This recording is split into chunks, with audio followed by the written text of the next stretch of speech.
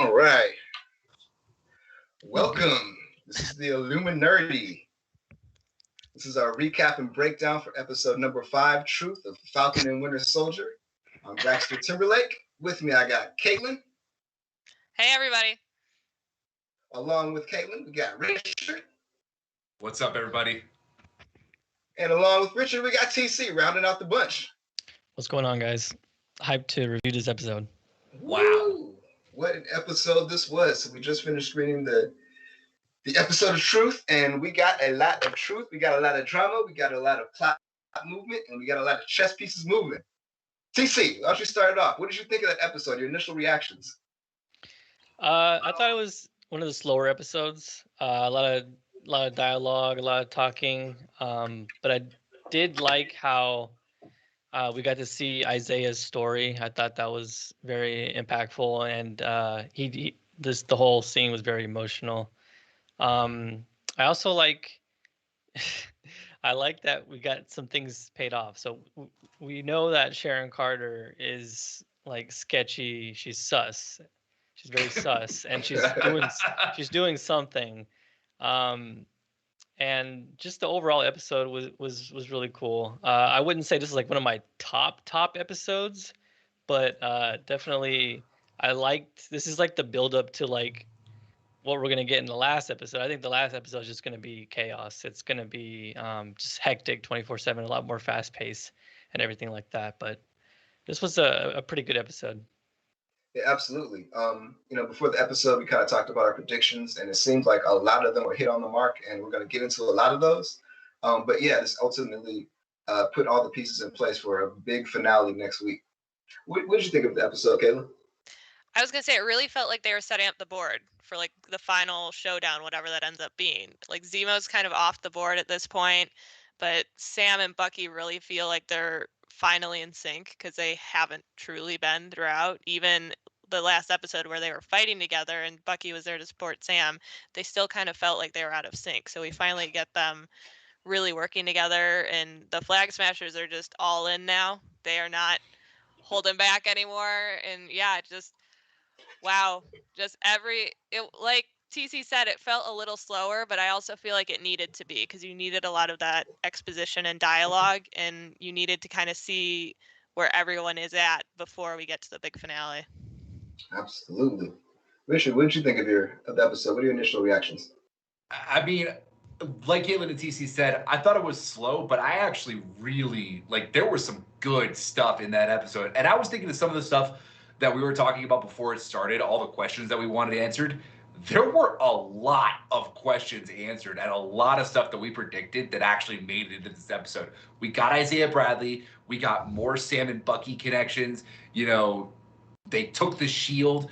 Sam and Bucky had the shield for most of the episode. We saw the scene at the end with obviously Sam training with it, which was great. I mean, for a slow episode, we got a ton of stuff. Absolutely. Right.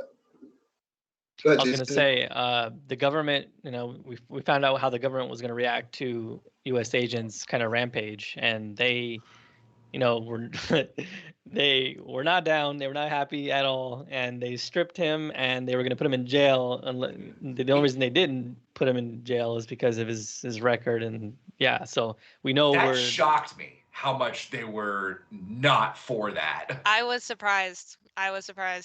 Pleasantly, yeah. But surprised. Well, me too. Or in what sense, Caitlin? I kind of expected it to be more of like, okay, how can we spin this in our favor? He's saying that this is the guy that killed Lamar. They have no proof that that's not true. So maybe it was. So I expected them to kind of spin it as he killed a terrorist. Okay, let's use that. But instead they were just like, nope. You did that on camera. You did it in front of a bunch of witnesses. That was brutal. We can't have that. That's bad symbolism. I think it's more connected to like the public perception of it and how it looks symbolically to have Captain America possibly decapitate a guy than even them going, you did the wrong thing. It was so much more about, you made us look bad. Yeah. Right. Super PC. You made America look bad. With the GRC, initially for the first 4 episodes, we weren't quite sure where they stood. Are they good? Are they bad? Are they neutral? Where do we think the GRC stands right now? Not neutral. Yeah, seriously. To me, they seem selfish. Because I guess I can kind of see the point of like, we don't have enough resources, but they never actually say that. They don't say we have enough resources. They just say, well, they can't stay here. He's ready to just kick everyone out.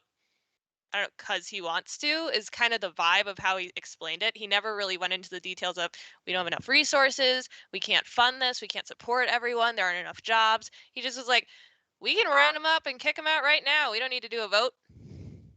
Yeah, but if you think about real world events over the past few years, it's actually not that far from how real governments actually work in some ways too. So it's actually a interesting exploration right there.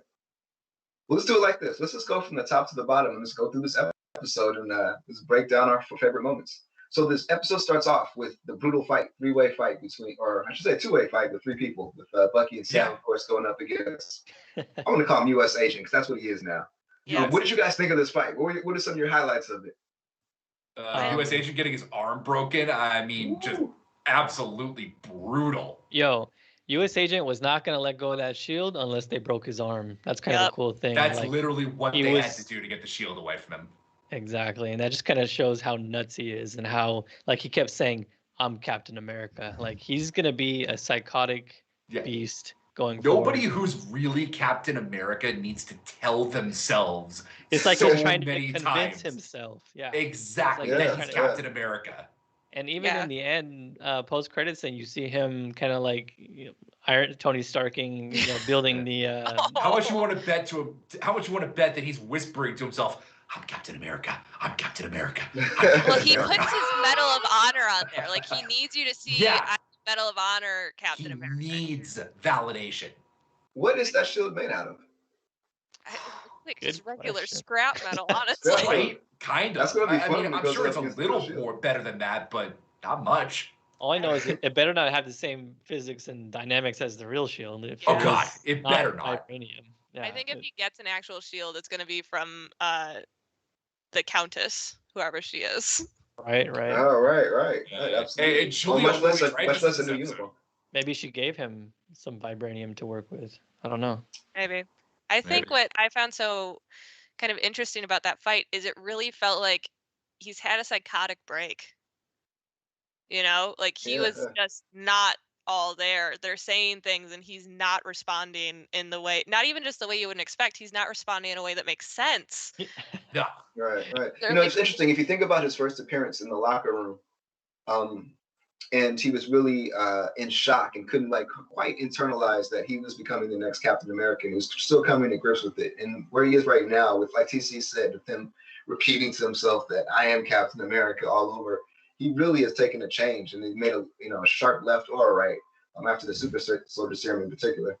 I was going to say, do we think that that's the Super Soldier Serum side effects at all? Or do we think it's just him being in shock after his friend just died?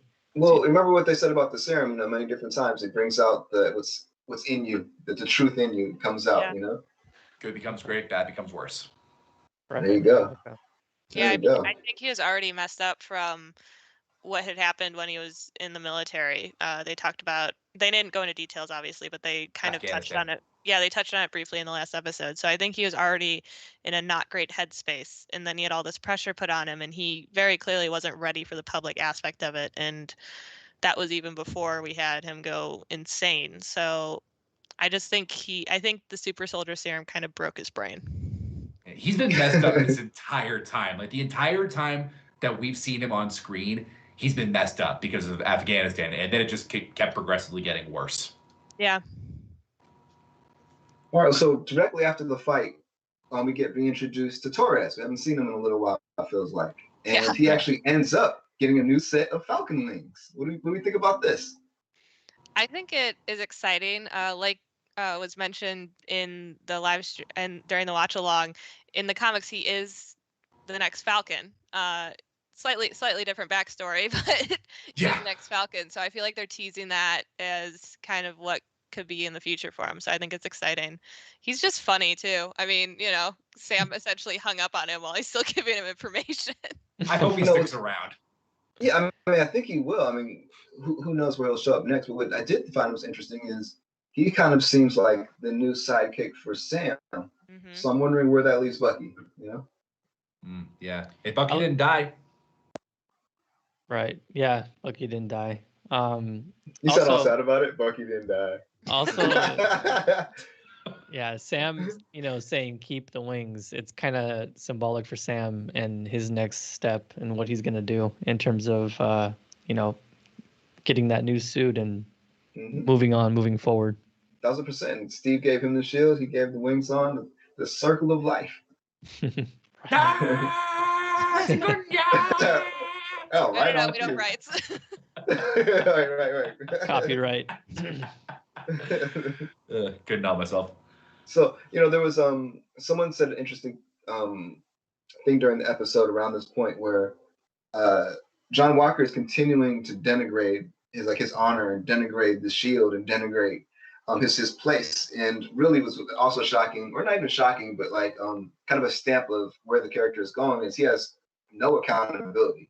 When he's appearing before the Senate, like he really has no accountability. And actually, Caitlin, you brought it up many times. Does he even know they didn't kill the right person? But Bucky straight up told him, like, "Yo, you killed the wrong person." I don't know if he heard him though. No, true enough. But tell me what you think. I mean, just like I said earlier, he's so out of it when they fight. Like he's saying, we could have been a team.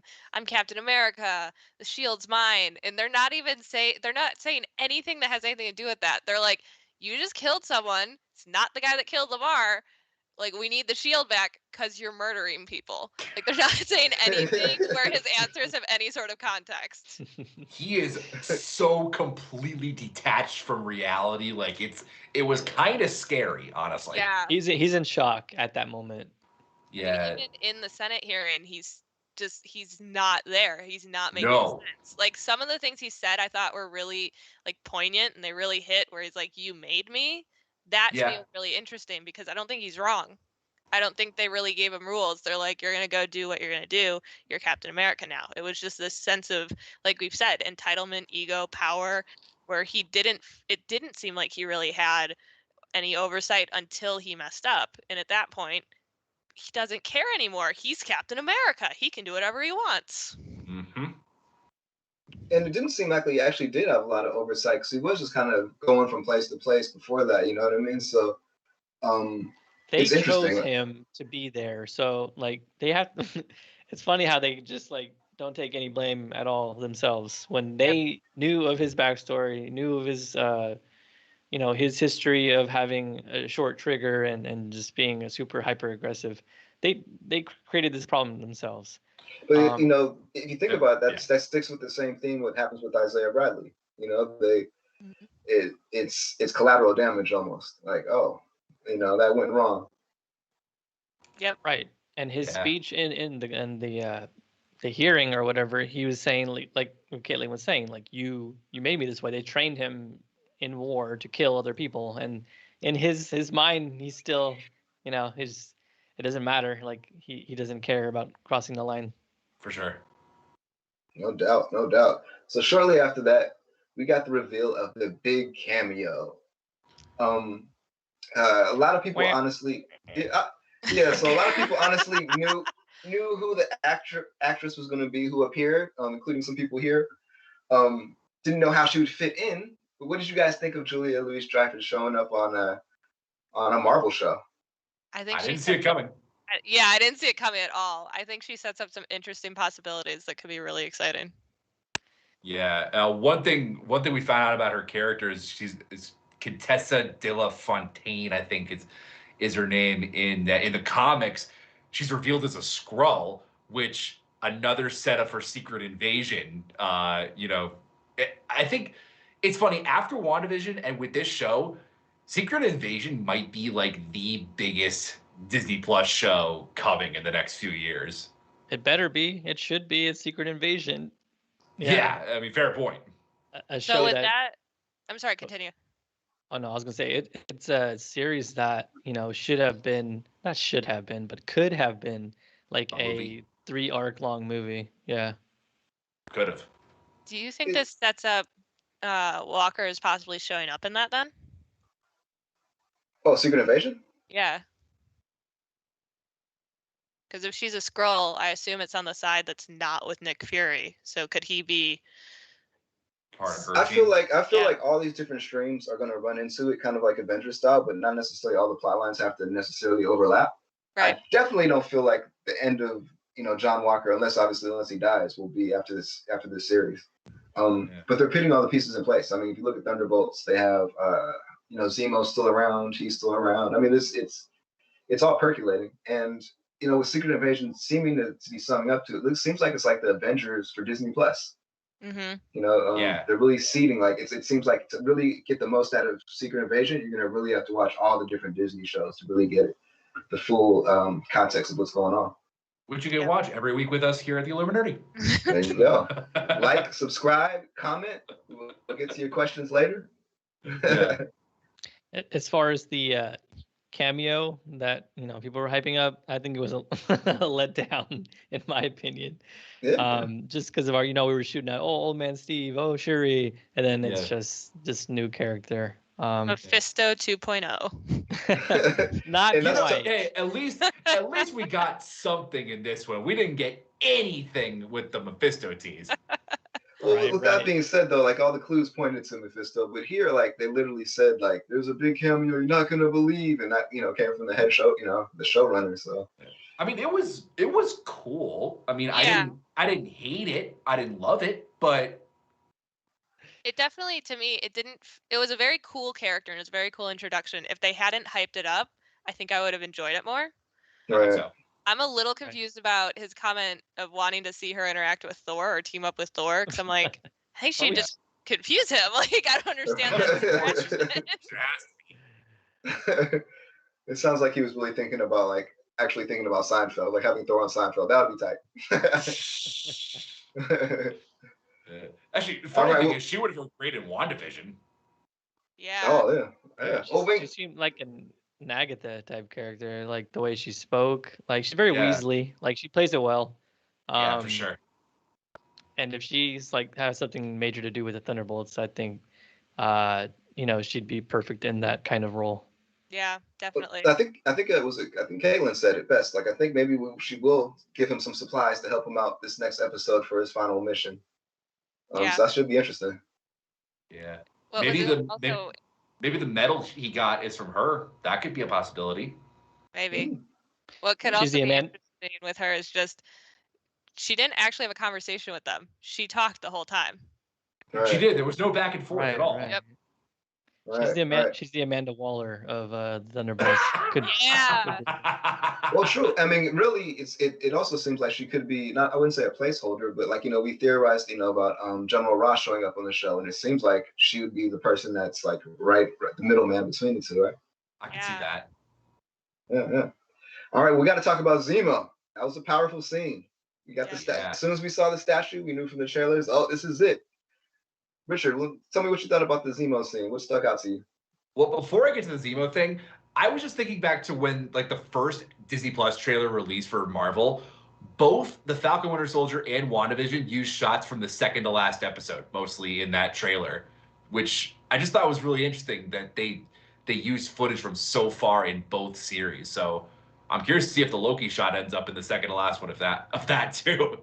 But in terms of Zemo, I mean, that was a really good scene. I mean, Bucky intimidated the hell out of him, I thought. I mean, Zemo was just standing there like, props to Bucky, respect. I mean, that and the Wakanda stuff, I mean, the Dora Milaje taking him off was just awesome. That was a great scene. Yeah. What did you think about the fake out with Bucky pretending to shoot him, basically? What did you think of that, TC? I mean, I thought it was really good. It kind of just Bucky proving to Zemo that he's not the same soldier. He's not he's not programmed, and he's not the Winter Soldier anymore. He's not the Winter Soldier anymore, and it was just kind of he kind of wanted to do a fake out and trick Zemo. I don't know why he did it, just messing with him. But I thought it was. I love that. A cool scene. I did appreciate it. Kind of two things and tied them both in the same kind of knot, where he finished his deal with Zemo, and also we saw what happened with Wakanda too. So like we got two big plot threads tied up there. And Zemo's not dead. We're gonna see more of him, which is cool. Oh yeah. Yeah. Yeah. My first question is: are we going to see a breakout scene from Zemo from Wakanda at some point? How fun would that be? We know no Jeff can hold him, right? Yeah. Or the raft, right? Yeah, the That'd be raft. an interesting post-credit scene. That'd be an interesting sure. post-credit scene. Maybe Ross or Julia Louis-Dreyfus breaking him out or something. Oh yeah, with maybe he Falcon doesn't get broken out. Right. That just what came to my head right now. It's interesting. I was a little surprised that they didn't take him home because I mean, they've already allowed other people to incarcerate him and they didn't do the job. So maybe they didn't want an international incident or something. They also might not want to actually risk him being in Wakanda. Sure enough. All their resources. Yeah. Yeah, that's actually a good point. It's a great point. All right. I really loved during the scene too when Zemo said, "I've decided I'm not going to kill you," because that to me was a surprising character development in him because he's so against super soldiers, and Bucky is a super soldier. Did you believe him when he said that? Honestly, yeah, I think he likes Bucky. He's probably warmed up to him a tiny bit, but yeah. So I thought that was really interesting. I love Zemo. I'm so excited that they've set it up where we're probably gonna get him back, and I thought the scene was very interesting and powerful. And the fact that he crossed off his name in Bucky's book was really interesting to me too, because it was that moment of he feels like they've made amends, I guess, which not sure how that happened, but okay. At the same time, though, he was really looking out for Bucky's mission, so I think you're 100% right. Like, yeah. Right, and Zemo just has this like swagger to him. Like he knows he's captured, and he's like, okay, ladies, let's go. Like inside his mind, he's already planning his escape. Like, right. Oh, he plotted it as soon as Bucky was pointing the gun at him. Yeah. Like he's got a certain swagger to him, and yeah, I agree. I'm hyped to see him later down the line. Bring on more Zemo. I can't lie. Like Zemo, Loki, Killmonger, like some of the best villains in the MCU universe. Like, I'm excited for that future. Yeah, excited for that future. Well, let's move the conversation over to the heroes. We had a big request, we all wanted to see the same thing. We wanted some closure or some the Isaiah Bradley issue to be addressed. And man, we got a scene that directly addressed a lot of the things we were talking about. It actually it touched on some of the things that I was hoping for when the series first started before we watched the first episode. So it was a really cool scene. Richard, what did you think of the Isaiah Bradley and Sam Wilson scene? I mean, crazy powerful. I mean, it was pretty much everything I think we were hoping for, because we had talked about getting the return of Isaiah Bradley ever since he showed up in episode 2. And they touched on exactly what they thought they were going to talk about. Like, is the world ready for a Black Captain America? You know, the history of the Shield, the history of the super soldiers. I mean, it was some really powerful stuff. And I feel like, you know, and the funny thing is, I feel like Sam didn't even walk away from that like completely agreeing with Isaiah. I mean, he obviously got where he was coming from, but Sam still felt like it was his responsibility to be Captain America and pick up the shield because that's what Steve wanted him to do, and Steve was closer to him than anybody. Oh, absolutely. I'd argue it didn't have anything to do with Steve.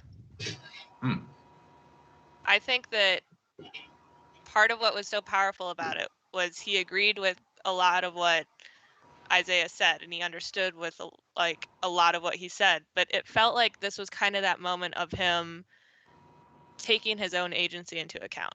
I think what was so powerful about it is it wasn't about Steve, it wasn't about Bucky, it wasn't about Isaiah, it wasn't about the world. It's about him and what he thinks is right. So I think Sam Wilson. Yeah, I think that's why his conversation with Isaiah was so powerful. I think that's why his conversation with Bucky was so powerful, because it was him finally kind of accepting and figuring out why he wants to be Captain America. Yeah, that's true. You know, one of the things that Isaiah said to him was essentially that that you know, history essentially repeats itself and things aren't that different. And another important thing that he said was that his history was erased, which is another historical issue for Black Americans dating back to slavery, when Africans were taken here and their history and their family and their lineage was literally would get you killed if you tried to remember. So I thought the boat scene was really interesting, because I think that was a great moment of realization where he was like, yo, this is our legacy. This is our family handed this down to us, and it's for us to take it into the next generation and take it into the future. So I think that like all of that really ties in. So I am interested in seeing how this new Captain America really will take the legacy of of Steve, and modernize it for the future. I think I really love this scene a lot too. I thought, the way he was telling the story was very cool. I do kind of wish we did have some, not montage, maybe montage, but like flashbacks to them being tested on and stuff like that while he's telling the story. But I mean, the actor just did a phenomenal job. You don't really need that. I don't know if it would have hurt or hindered the scene at all. But I love that his final kind of like jab wasn't a jab, but he challenged Falcon at the end in terms of like what he should do next, because he tells him at the end, no self-respecting, I think, black man would want to be Captain America, and this is a very important question that Falcon had to take and really just debate himself and really decide, like, is he going to like listen to what Isaiah says, or is he going to kind of form his own path? Right. Absolutely. So then we see them come back to Louisiana, and you actually do get a lot of montages there. We get training montages. 2 or 3 montages in this episode. Boat painting montages. We get high five montages. We get slow mos. We got all kinds of stuff. It was interesting. Snyder Cut stuff. It was funny. We before it started, we were kind of going back and forth. This is going to have like a lot of action. If you really think about it, this episode might have had the least amount of action almost out of any episode, despite being the longest episode we've seen so far. But it was no less engaging. Mm-hmm. What did you guys think of the Louisiana part? Seeing his sister and seeing the kids play with the shield. What do you think was the significance of those issues? That moment is actually one of the ones that really stands out to me, was his nephews playing with the shield, because to me it was kind of that moment of what the shield means to them, as I'm assuming like 10 and 8 or something like that, is it's a superhero. It's someone that's gonna protect people and save the day. So I know we saw Bucky see it, but I wish we'd seen Sam see it, because it was kind of that moment of, this is what the shield can mean to the next generation. Right, and also they don't have a lot of the baggage of what the shield meant in the past. It's just what it means to them in the present now too. Absolutely. Mm-hmm. Absolutely. What did you think of the Louisiana scenes, Richard? I mean, that was great. I mean, the montage stuff was fun. I loved, like, you could see, if you're watching with subtitles, you could see some of the banter between Sam and Bucky. Like, the thing I loved about this episode, too, is this is the first episode, and maybe even the first time in the MCU, where Sam and Bucky really felt, I don't want to say, like, completely, like, friends, but that they were legitimately cool with each other. Like, that they could connect on an emotional level. And like Caitlin was saying in that scene, I loved Bucky's reaction to, Sam's nephews playing with the shield. And we were mentioning during the episode that that's like probably the calmest he's felt in this entire series, outside of him being in Wakanda. His banter with Sam, the whole flirting with Sarah thing was absolutely hysterical. All he said was, "Hey, Sarah." Like, twice. Like, it took me back to watching Captain America: The First Avenger, when he was like ladies' man Bucky, and he had like both him and Steve's dates at the World Fair in Brooklyn, and I loved seeing that side of Bucky again. I think it's connected to the fact that he was finally calm and comfortable. It wasn't him trying to put on a facade, because even like the first date we see in the first episode, he's putting on a facade in that situation. Yeah. And also, if you think about Sam and Bucky's relationship throughout all the movies and the show, it's all been about, the relationship's been like mission based. Like, we have to achieve this objective together. And while Bucky came to Louisiana, and he kind of helped him out of his heart, because he just loved him as a friend, and he was just helping him out in his family as a friend. And I think that's why we got a different feeling between them there, because there was no like end goal. It wasn't like they were doing this for Steve's honor or to rescue someone from behind enemy lines or to get the shield back. The shield was back. Things were like relatively calm. So they're able just to breathe and actually enjoy each other's company and be the Falcon and the Winter Soldier together, you know? Mm-hmm. Right. The therapist would be very happy with their progress after this episode because I would hope so. Yeah. The angry therapist. They were there. Right? Yeah, they were there as friends. In a weird way, I kind of miss her a little bit. Kidding. You know, I'm surprised there wasn't any repercussions from him fighting in MAJOR. Right? I know, right? Yeah. I'm okay with it though. And then I guess Bucky and Sam training with the shield, actual shield, throwing it around. That was really cool to see. It did confuse me when Sam was good at catching it beforehand. I was like in my head, did they just like put these sequences out of order? But no, that was supposed to come first. Yeah, the only thing I could think of is when they were just kind of standing side by side. It's kind of like just soft throwing it. So, you know, you just soft throwing it to each other. They were tossing a frisbee. Yeah, and then when he was really trying to like, okay, this is me in action. Let me see if two people are behind me. Do a 360 flip. Right. That was so cool. But your point is still valid nonetheless. Yeah, and I gotta say, that scene of them throwing the shield around together, that might be one of my favorite scenes of the entire series, and like one of my favorite scenes of them together in the whole MCU. Because like the way they bonded over Steve, over the shield, over both of their histories, I mean, it was really cool. And they were finally empathetic towards each other. Exactly. They finally understood each other. They could finally like see what the other one was going through all this time. Yeah. Like I feel like Sam did better than Bucky's therapist. Yeah. Because absolutely. Right? Like he finally really kind of talked to, because with the therapist, it always felt like she was talking to him somewhat as like just talking down to him like children. Like a soldier.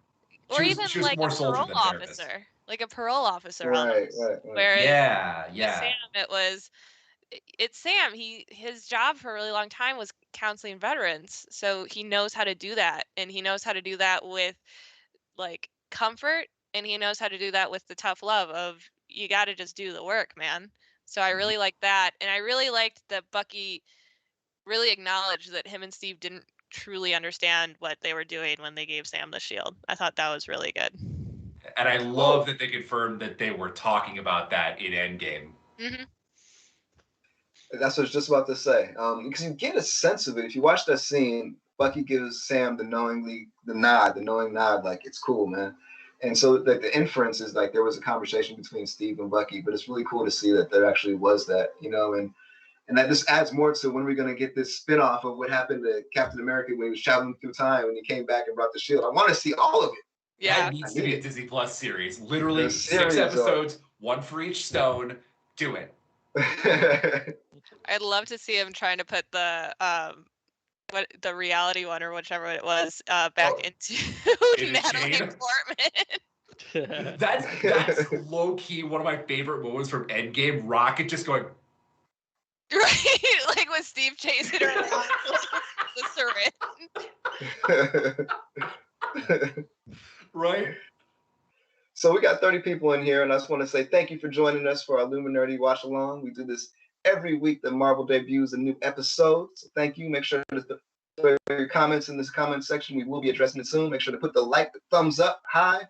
Share this with your friends because we're going to be here for a while. Avi Aki, sorry if I'm mispronouncing that, pointed out something really important. Hey guys, did you see that Bucky was not sleeping on the floor but on a soft couch? That's a really good point. Nice. That's solid. Yeah. There's like a kind of like a notion about, especially with soldiers, being able to kind of sleep anywhere. And then you remember the episode when he first saw that keeps calling him U.S. agent, John Walker got the shield and he was literally on the floor. So that's really interesting. So it's showing me this episode is really like a step forward for Bucky because we get to see his emotional growth and he's really at peace. You know? Yeah, sure. it felt like a step forward for every character, whether that be a bad step forward, like with John Walker and Carly Morgenthau, or like a really satisfying good step forward, like with Bucky, Sam, and like Sam's family. Because I really liked, they felt so alone. when we first met them, and Sarah's felt so alone the whole time. And then when Sam is like, let's reach out to our friends, let's reach out to the people that our parents helped and are close with, and to see the community come together to help them, that was something that I really thought was important and appreciated. Yeah, it's interesting. Right. Like this episode, we saw two different like superpowers that Sam kind of has. Like one is his like power of therapy and like empathy, but the other one we did see was the power of community and people coming together to help, right? And we've seen it like in the negative ways with the flag smashers, where people are really coming together for seemingly the right purpose, doing the wrong thing. But it's really interesting. And also, what you saw, it was a cool dichotomy scene going from the scene with Isaiah Bradley to go into the scene with the elders who knew his parents and were helping him with the boat and who respected his legacy as well. So it's that cool dichotomy going on there. Right, and part of the tough love conversation between Falcon and Winter Soldier, he pretty much told Bucky, like, you know, you need to go back and not try to just avenge people or, you know, say you're sorry. You need to be of some type of service to them. Just go deeper with it, kind of give them what they need if they need to ask questions or talk about stuff. Like, so Bucky, I think that's where he's going to go next in terms of really, instead of just checking off the names off a list, really going back and continuing that mission, doing the work, and you know, what's it called, evolving in that way. Yeah, I really like that Sam pointed out it's not about you. Making amends isn't about you. It's not about making you feel better about what you've done. It's about helping others and helping them get closure for what you did. So I thought that was really important, because Bucky's been really selfish for this entire series. So the fact that someone really kind of went, you have to stop looking at this for how it helps you and start looking at this as how you can help other people, I thought was really powerful and important. And I'm really hoping that Bucky takes that to heart, because I feel like that's really the only way he's going to find any sort of redemption. Because I said it, I think, at the beginning of the series, Bucky's redemption can't come from anywhere other than himself.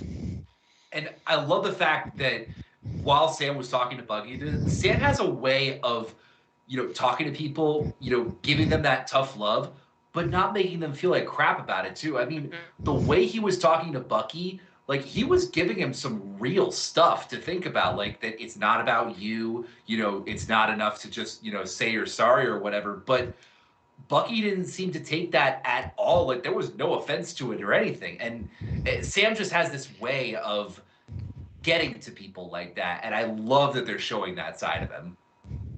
You know, it's really they're showing the similarities between him and Steve Rogers, right? And they're definitely not the same person, but you really see the like it's interesting. Like Steve Rogers, he really stands out when he's around all these different characters with all kinds of different kinds of moralities, because then you can really see the moral center. And Sam was the same way in that sense. So it's really cool to see him kind of step up, and they're really like showing how the legacy is really being passed on so spiritually as well. Yeah. And then Donnie has to head out. Thank you so much, Donnie. You've been sticking with us almost every week. So thank you, man. Have a good night. Get some sleep. See you next week. It's going to be a big week next week. You know that's right. There you go. All right. So another thing that they talked about a little bit was the Patch Act.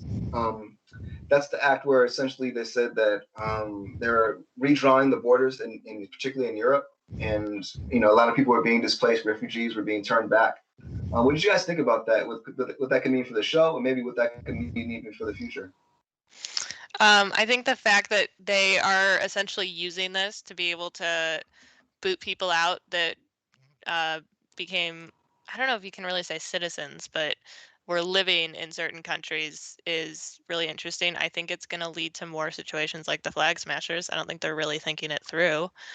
So I think it's going to lead to some issues down the line, but I'm excited to see what those issues are, because I think it could definitely have the consequences of maybe being the origins for some of the new villains that we see.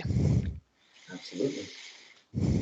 Right. It's just going to create villains, basically, if they're going to, you know, do it in that way. And just like the people that are making these decisions are so detached from everything. They're just, you know, they're just too powerful, and they're just like, do what needs to be done. But there are going to be casualties, and yeah, they're just going to create more villains that way.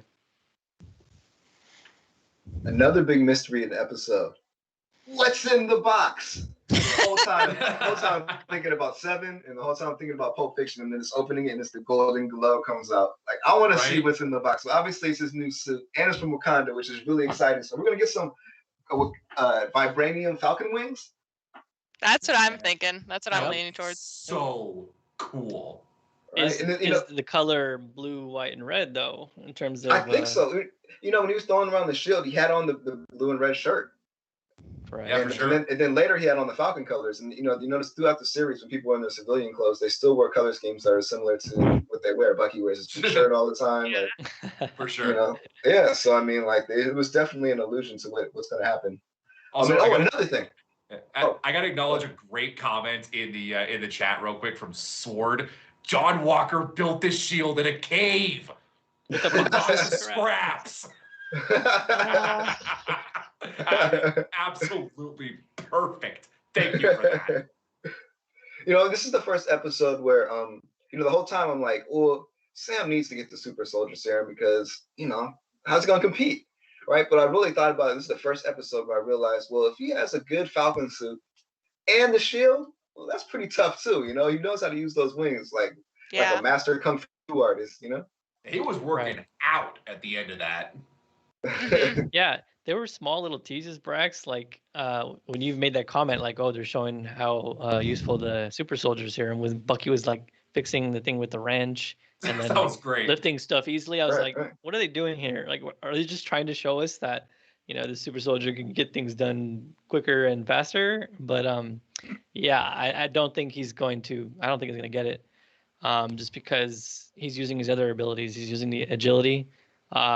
He's a master with his tech and the wings. And now he's practicing with the shield and just learning all the physics with that. So I really think he's not gonna take it. He doesn't need it. Yeah, I feel like for me, Sam Wilson becoming Captain America, it's proof that the super soldier serum isn't what makes Captain America Captain America. That's very true. Because John Walker sort of seemed like he didn't think he could do it unless he had the serum. Yeah, for sure. Like 1,000%. 1,000%. All right, well, let's move over to the questions section of the program here and see what people are talking about and what they have to add to the conversation. There have been a lot of people talking about Sharon Carter. Oh yeah. Oh yeah. She was really, really sketchy, like you said, CC. Super sketchy. Well, the timeline. This is what confuses me because she was part of the Snap/Blip, right? Are we 100% sure of that? Because I know she was listed, but we would have really been able to keep track of that if she was a Madripoor and not contacting anyone. We still don't know. Oh, okay. Fair enough. That's the only reason I don't necessarily trust it is because if she had no contact with anyone, how do you really account for that? Because my guess is Madripoor wasn't like, oh my gosh, we must report the people that disappeared. Sure. Yeah. Like we get the ones where like Tony and Nebula came back and said everybody that vanished on Titan and like Steve and the rest of the Avengers in Wakanda, but we don't know about Sharon because we literally haven't seen her since Civil War. Yeah. So given that, let's just go with the notion that she either is the power broker or she works directly for the power broker. What is her end game? Like, how does this series end for her? Maybe she thinks the power broker is going to, like, she has enough power to like pardon her. I don't know. I can't tell. Like the second she helped the Flag Smashers, everything I thought I knew went out the window. Yeah. Right. Like I have no idea what to think about Sharon Carter anymore. Yeah, like what did they promise her? It's interesting. I mean, she went directly against Bucky and Sam, like mess around and get them killed. So who knows? She's literally playing both sides. And they still haven't showed us who the power broker is yet, and there's one more episode. Yeah. So it could be Julia Louis-Dreyfus. I wouldn't be surprised there. I feel like it's got to either be Sharon or her. Like that's the only thing that, because if it's like you said, TC, if they introduce someone in the last episode and it's just some random person, they're like, this is the power broker. Yeah. You're like, really? PvP says, I think the power broker is Louise. Oh shoot!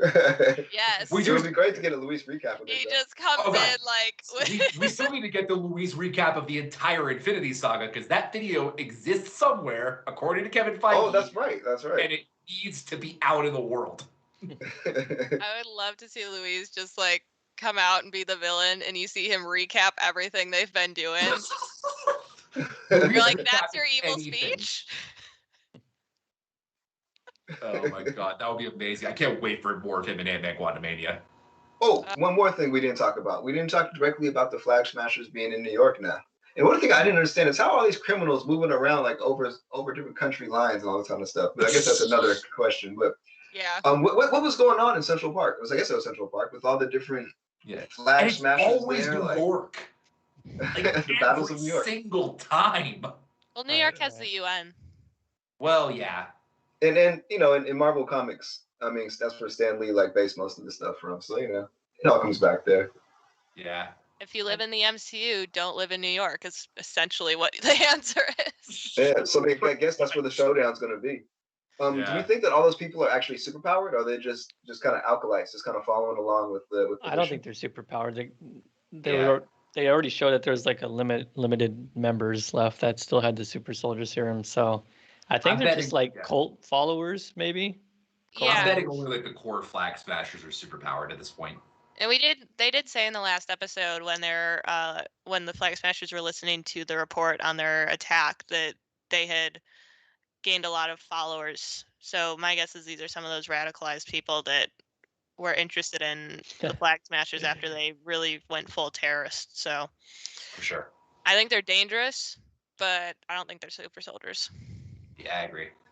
So where is this all headed? We have to get the Flag Smashers. There's going to be a battle with an angry John Walker. We're going to get the new suit for Sam, who's going to actually be Captain America in the final episode. We get Bucky. How is this final battle? Like, there's a lot of different angles for this fight to happen. I mean, people are going to be throwing punches and blocks all different directions. How do you think this is going to play out for this final episode? That's the thing. Sorry, go ahead. I was just going to say, I'm curious who John Walker's actually going to be fighting. Right? Like, the thing about this everybody. Is we have no idea, like, who the big bad is, what the final battle's going to be like, and we only have one episode left to find out. I mean, they're doing a great job of keeping us on our toes. Yeah, it really doesn't feel like there's a singular big bad. Like, you have that, like, jerk senator who's kind of been not great, but also he's not prominent enough to feel like a big bad. You have John Walker, who's kind of gone in really nuts at this point, but he feels less like a big bad and more just like definitely a bad guy and an antagonist, but you're kind of just like, can you go away? You know? We haven't even talked about Batroc. He came back. Yeah. Right. And he did say he wants to kill the Falcon, so he could pop up in the last episode too. Well, Falcon killed all his homies at the beginning. It was a great action scene, but it was kind of brutal. Yeah. First I think John Walker needs to show up in the next episode and just like demolish a ton of people on his own and just like be some savage beast. And I think that the new Captain America, Falcon, and John Walker are gonna have like an epic standoff. I think those two need to go at it for a very, very cool showdown. Yeah, between them. Yeah. Because you got the old, Psycho Cap, and then you got the new Cap, and that just has to happen. I bet you $100 that we're gonna get an allusion to the Captain America versus Captain America fight in Endgame. Yeah, like that kind of framing. I bet you 100% we'll get cinematography, kind of framing, or shield to shield, maybe shield to shield. Yeah, or just that. It's something to make you think of it. You know what I mean? Think of the Captain America. Some kind of reference to it. Yeah. Or at the end he'll be like, I'm cutting America's ass or whatever. Yeah, I just pictured John Walker like running through a bunch of people, like bashing them with the shield, screaming, "I'm Captain America." Well, that's kind of funny, but I could actually see that because he wants everyone's his enemy. Like everyone's his enemy. You know, even the Flag Smashers. Yeah, I mean, even the Flag Smashers. Like Sam's gonna want to stop, but he's not gonna want to take out. But there's no rules for John Walker. Yeah, sure. I think he's still going to be trying to talk Carly down. Like, they're way past that point, but I feel like he's still going to be trying. Yeah. Well, because I mean, that's quality His of character. of his character and his Captain America's character in general, right? Is not giving up on people. 1,000%, 1,000%.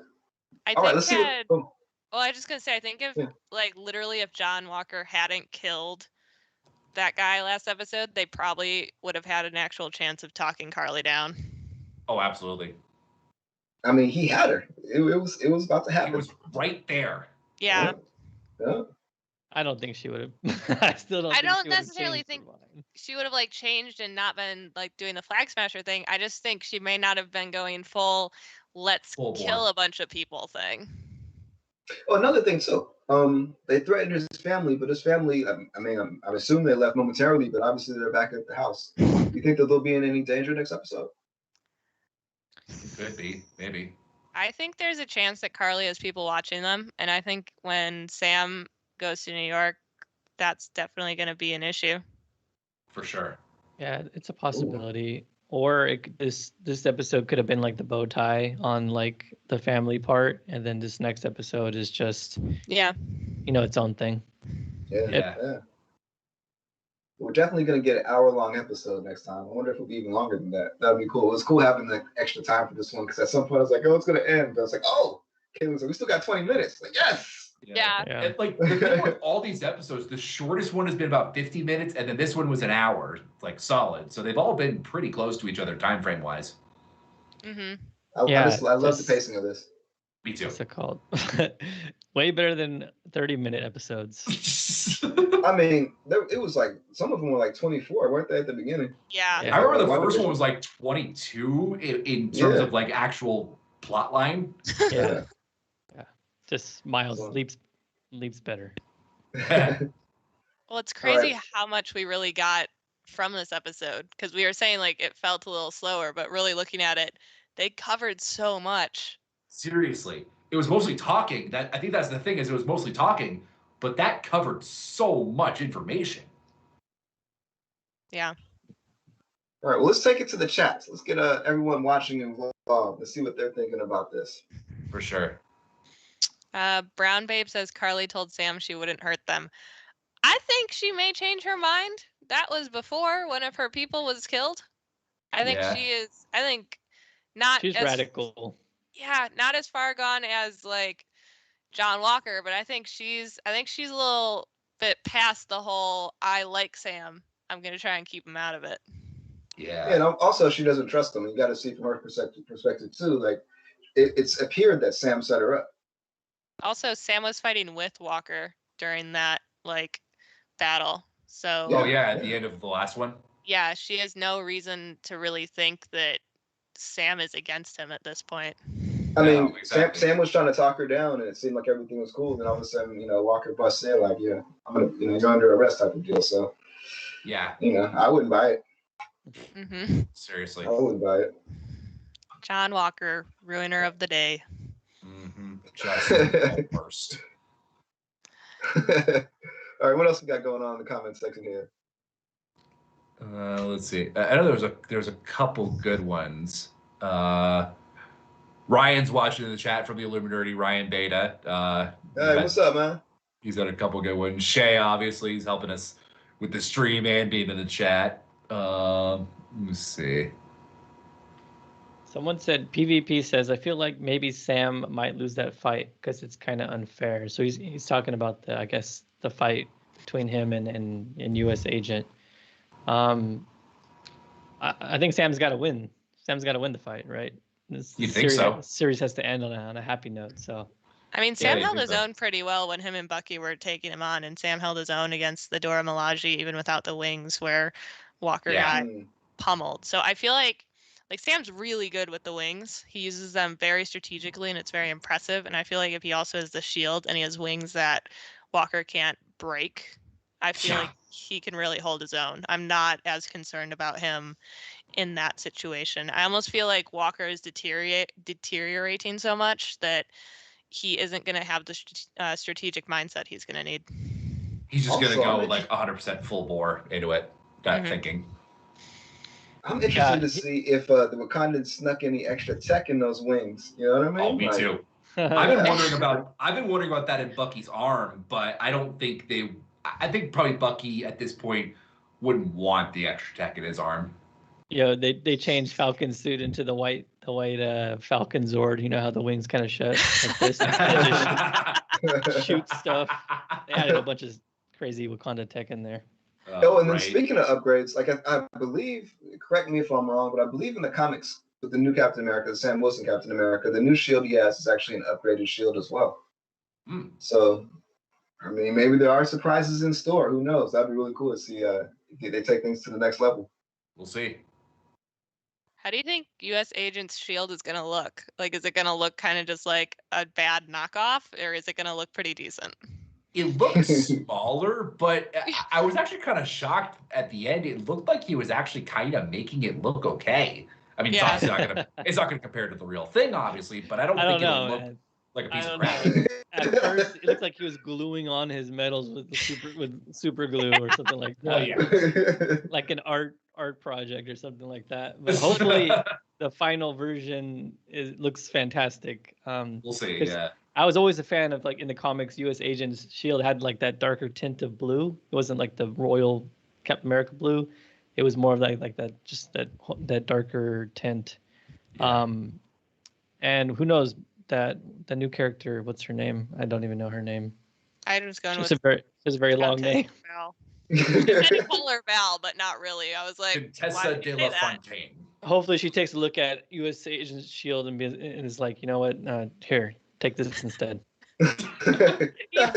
Pity. She feels bad. She takes it and then just tosses it over her shoulder, Luke Skywalker style. On that note, I do think that we'll see him get the darker U.S. Agent costume, whether he just spray paints it himself or he gets it from Val or whatever it may be, because Marvel has to sell those toys and get extra looks for their characters. Yep. That's sure. right. Do you think that he still has the Captain America costume? Is he gonna like go in that? Because I would assume the Garth would have taken it. Good question. Yeah. Well, if he's going rogue and they didn't take it, I'll say he spray paints it. Yeah. Yeah, for sure. Something that maybe a black or something. Black. Yeah, they have to have both have new looks when they're facing off each other, because they're taking things into the future one way or the other, right? Definitely. All right. JD Lint says, can't wait to see Sam and Batroc fight to get a rematch. Yeah, but actually on the ground. Because like one of the best scenes in Winter Soldier was the fight between Captain America and Batroc. So that was a solid fight scene. Yeah. Yeah. So get that rematch would be awesome. And he's Batroc the Leaper, and he's known for his flips and stuff. And we see that Sam can get down with the acrobatics. So good one, JD. Good one, Lint. I like was that Sam or was that a stunt double? That was a stunt double. Come on, man. That was top line CGI or something. Oh man. It's like one of those 70s movies. You see him flipping at someone different and it comes back and it's him. I watched this Family Guy episode last night where the car was giving Stewie and Brian directions, and part of it was something like switch out for a stunt driver, but make it pretty obvious or something. I was really impressed with Sam's acrobatics. Like, I did not expect that. It was way more like he picked it. I'm assuming either he's already knows how to do that or he picked it up crazy fast. Yeah, I would assume. So you think about it, he has to be super agile to get around the Falcon wings and to fly like he does, and so it makes sense. That must take a lot of core strength. Yeah, exactly. Right. Yeah, I mean, just thinking about it practically, it has to. Sure. Right. Yeah. So PvP asked or comments. What's interesting is why New York of all places. I got a feeling we're going to use we're going to see a cameo from Kingpin or Daredevil. Yeah. No. If we're gonna see that, cool. That's not coming till No Way Home, I think. Good call. I mean, I think if we would have got a cameo like that, this would have been an episode for it, because I think that everything has to be tied up in this final episode, and we don't want you thinking, too many other places. They want you to, finish up the storyline that they started. Yeah, New York makes sense to me just because that's where kind of the UN stuff is centralized in the United States. Sure. No, certainly. I mean, I'm sure that's probably what GRC is, their UN headquarters. Yeah. We knew the GRC was kind of this bureaucratic group, but it's been sort of like based on the commercial, it didn't seem like they were trying to say it was government specific. So the fact that it really is a government thing, it's a UN thing, was interesting. Absolutely. All right, so H-Town Boss actually has an interesting comment. He said, it's a callback to the comics because Black Panther actually made Falcon's wings. I actually did not know that. I didn't know that either. Very cool. Huh. Very cool. All right. Very, very cool. That's what's up. All right. All in the Game says Shuri's going to be really busy designing new tech for the Avengers going forward. Can't wait to see what Home Depot Cap does next. Next week. Home Depot Cap. I've been calling him Discount Cap the whole time. You win the internet tonight, All in the Game. You win tonight. Amazing. That's great. That comment made my night. Right? Home Depot Cap versus like Shuri's wings. It's also just great. I had to go to Home Depot today for something for work. It was just, oh man. Pick up some extra parts. Yeah, right. He's building that shield. Oh yeah, gotta get that welding stuff. So, do we think we're gonna see Val next episode? I would say if we do, it's going to be something like her either giving John Walker like information or like equipment, or possibly something like really at the end if John Walker's in jail or something, maybe recruiting him for the Thunderbolts. I agree. She'll show up probably when he's defeated, and offer her services, or offer him a way out if he were to fight with their team or something like that. She'll be back. Yeah. Like spinning the gel keys around her fingers, like I got an opportunity for you. I'm here to Classic talk Marvel. about the Thunderbolt Initiative. So Brown Babe has two more comments. She said Carly told Sam that she wouldn't hurt them. And then she also commented that Luke Cage cameo. And I just want everyone to keep your expectations low for the cameos. Yeah. And that kind of stuff. Yeah. I really don't think that we're going to get any of that. I think we have all the pieces in place that they intend to put it here.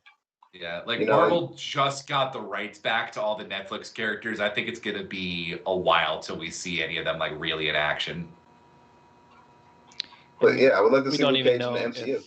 We don't even know if they're going to have the same actors play them. Like there are For sure. rumors about what's his name, Charlie Cox being Daredevil, but is that really Daredevil? Because there's a multiverse movie and we have no idea. So yeah, there were rumors about Jessica Jones showing up in She-Hulk. I've learned to not expect anything after fake Pietro turned into Ralph Boner. Man. Oh man. I still find that hilarious. Oh, I mean, it's hilarious, but it's also just like, really?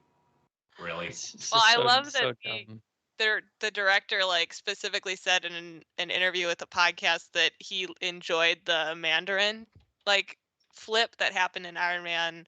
Should have seen it coming. 3. So yeah. His name's Boner. Right. Multiverse Pietro got reduced to a boner joke. I mean, it's.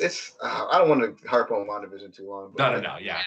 No, that's totally fair. But Evans, he's a great actor. They could have utilized him better. Yeah. Seeing him in the MCU would have been great. I'm so sorry if I pronounced this Bottom wrong. line, after that, I'm not expecting any major cameos, and that'll help them, be more exciting when they do come. Yeah. I also wouldn't necessarily expect a major cameo in a finale like this unless it's a post-credit scene. Yeah. Right. So Shay had an interesting comment. He goes, Sharon Carter and Valentina are working together. ... Watch. I can definitely see that. I can see that. At this rate, I'm not putting anything past Sharon. I'm so sorry if I pronounced this wrong, but Ashish Gandane asked, "Who do we think is Power Broker?" Yeah, we talked about it a little bit earlier. I mean, the signals and the clues seem to be pointing to Sharon Carter's way. I mean, she has all the satellites. She has all the power. She's making moves. Yeah, I'm thinking either her or Contessa. Yeah, the only reason I would at this point be thinking maybe not Sharon is why is she working with the Flag Smashers if she's been hunting them this whole time? That's the only thing that's throwing me off about it right now. Exactly.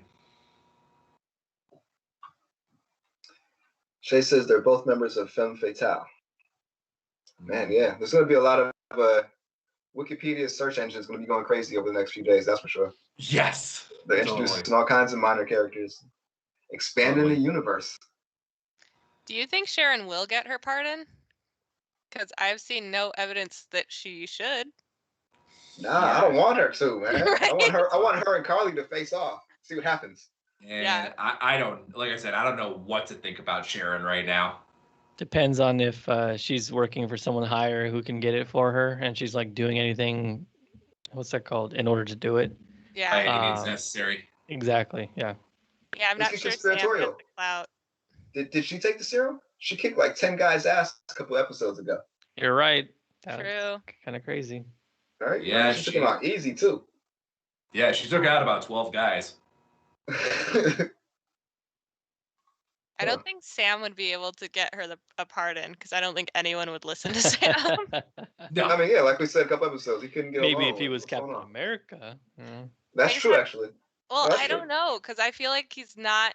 I don't think the government's going to be okay with him being Captain America. Like he's going to take it on, but yeah, no, I don't think we don't want him to be the government's Captain America anyway. We want him just to be Captain America. Exactly, and the government ain't gonna like that. One of the things that was really cool was when Val said the shield wasn't actually property of the government.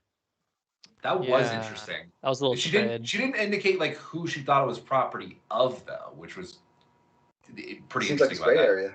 Yeah, it's a legal gray area. I think that's exactly what she said. Yeah, literally what she said. Yeah.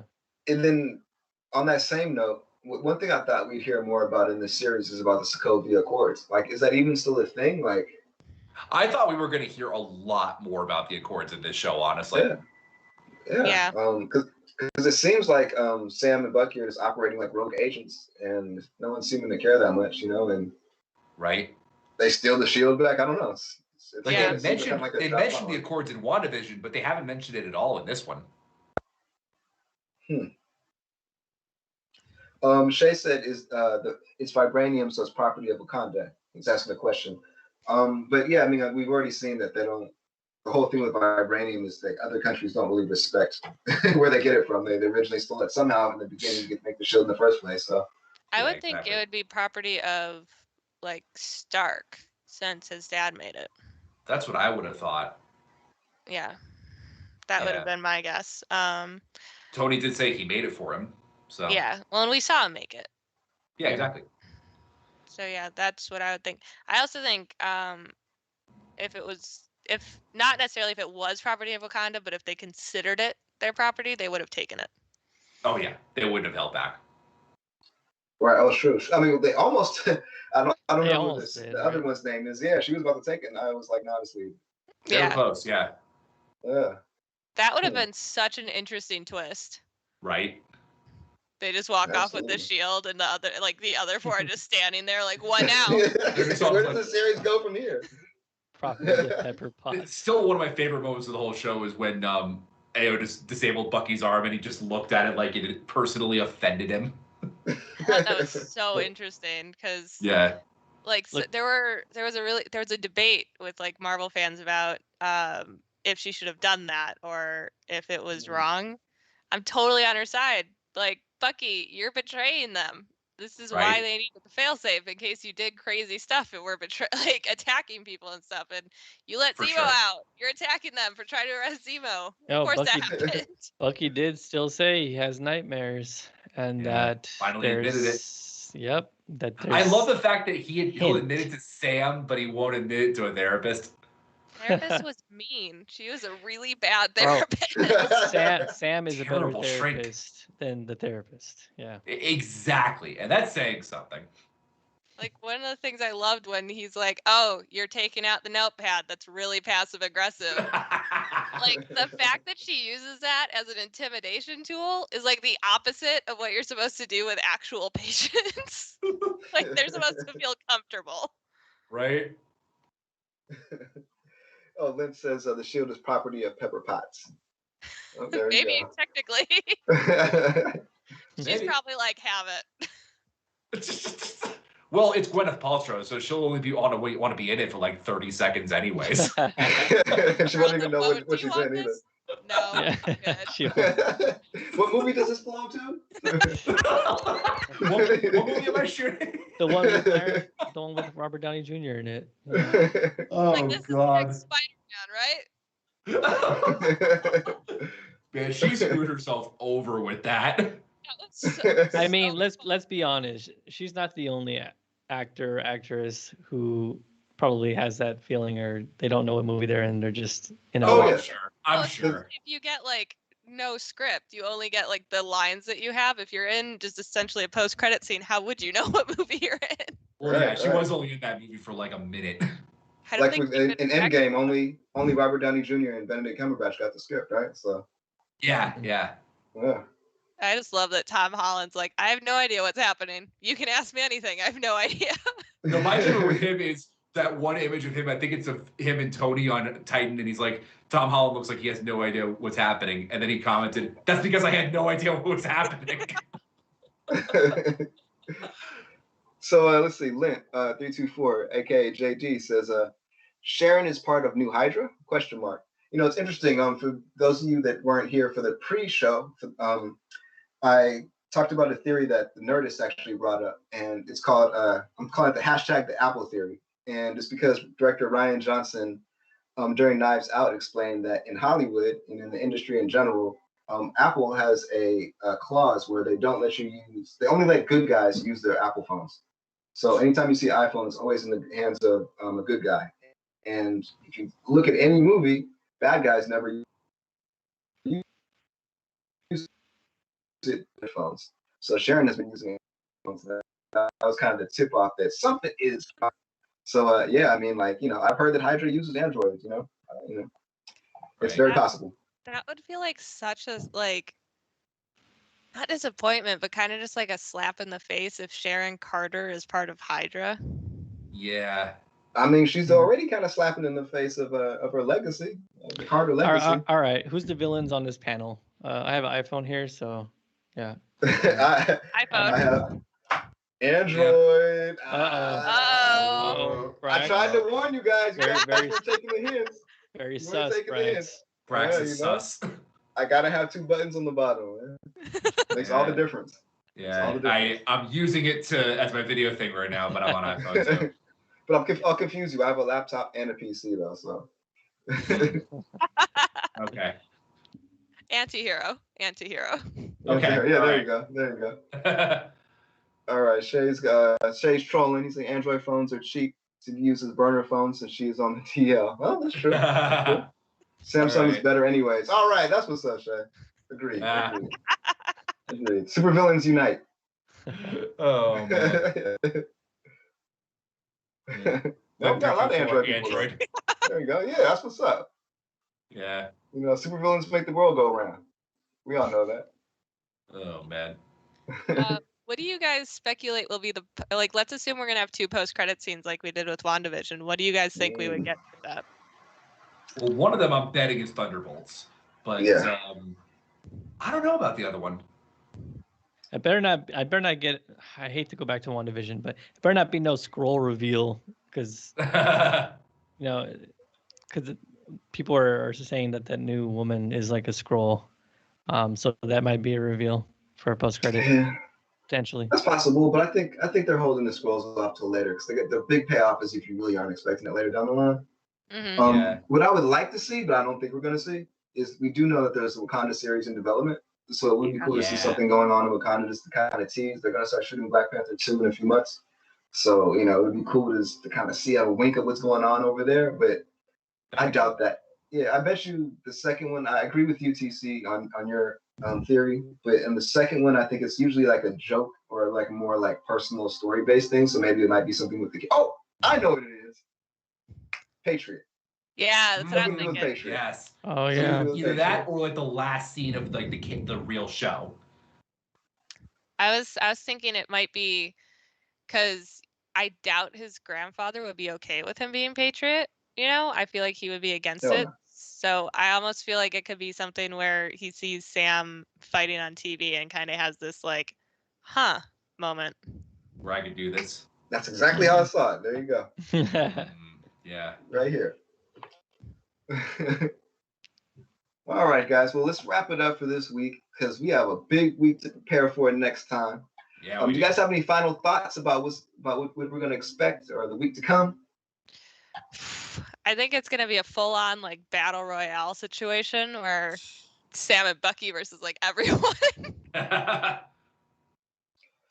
Throughout the week, I'm expecting outside of the show, I'm expecting a lot of noise from all the different actors and the film different comments. I'm expecting them to start hyping it up and throwing a misdirection / lower expectations / raiser expectations in different ways to get us ready for this final episode. Yeah. What do you think, TC? I think I don't want to read anything about it. I think I don't want to listen to any actors talk about it. I think I just want to go in blind and be wowed. Man.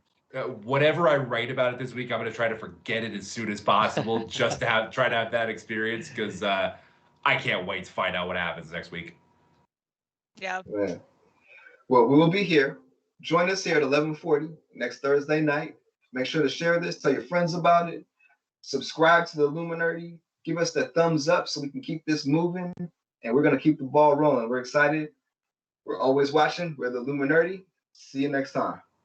See you guys. Peace out, guys.